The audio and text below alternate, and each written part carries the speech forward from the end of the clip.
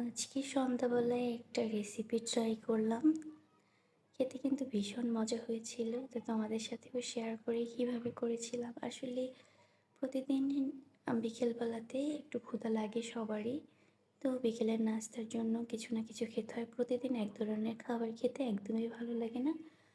যে কারণে আজকে একটু অন্যরকম চেষ্টা করলাম। আর কী খাবো ভাবতে ভাবতে একটা রান্নার ভিডিও সামনে চলে আসলো। তো রেসিপিটা দেখেই ঝট করে চলে আসলাম করার জন্য।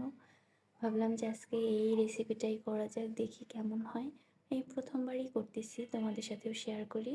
তো আমি এখানে একটি ডিম, কাঁচামরিচ, পেঁয়াজ আর আটা দিয়ে ভালো করে একটা ডো বানিয়ে নেব। সেজন্য হাত দিয়ে ভালো করে একটা ডো বানাচ্ছি যাতে একদম হাতে না লেগে যায়। তো ডোটা হয়ে গেলে একটা রুটি শেপ নিয়ে আসবো। আর এটাকে এখন আমি গোল করে বেলে নেব, একদম রুটি যেভাবে করে ওভাবে করে। এটা করা খুবই ইজি, একদম 5 মিনিটের মধ্যেই আমি এটা করতে পেরেছি। এখন এটাকে রাউন্ড করে একটা গোল শেপ করে নিয়েছি।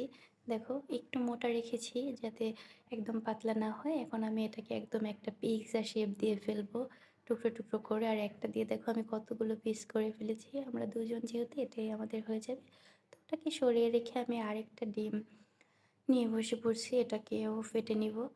আর এখানে আমি আরেকটা রুটি বেলে নিয়েছিলাম যেটা ভিডিওতে দেখানো হয়নি। তো এখন ওই রুটিটার জন্য এখানে আরেকটা ডিম ফেটিয়ে নিচ্ছি। তো 2 রকমের আইটেম করব, সেজন্য আমি জানি না এটার নাম কি দেবো। তোমরাই কমেন্ট করে বলো যে কি নাম দেব। তো আমি প্যানের মধ্যে কিছুটা তেল দিয়ে এই ডিমটাকে ভেজে নিচ্ছি।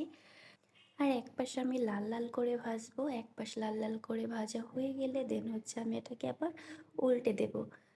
তো এক পাশ ভাজা হয়ে গেছে, এখন অপর পাশটাকেও সুন্দর করে ভেজে নিব একদম লাল লাল করে।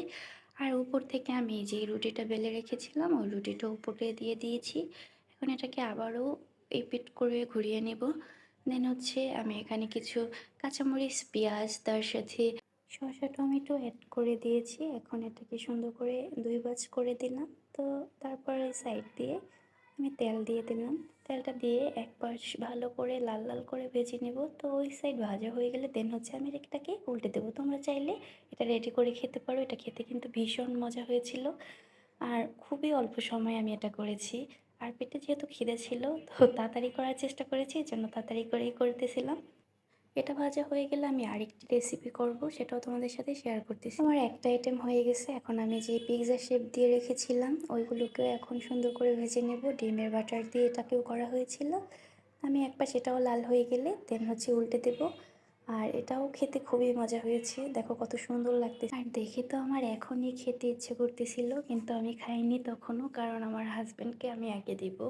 আমি সব জিনিস আগে ওকেই ট্রাই করাই, তো আমরা দুজনে একসাথে খাবো সেজন্য ওয়েট করতেছিলাম। দেখো কত সুন্দর লাগতেছে। আমি আবার পিস পিস করে কেটে নিয়েছি, তোমাদেরকে খাইয়েও দেখিয়ে দিলাম।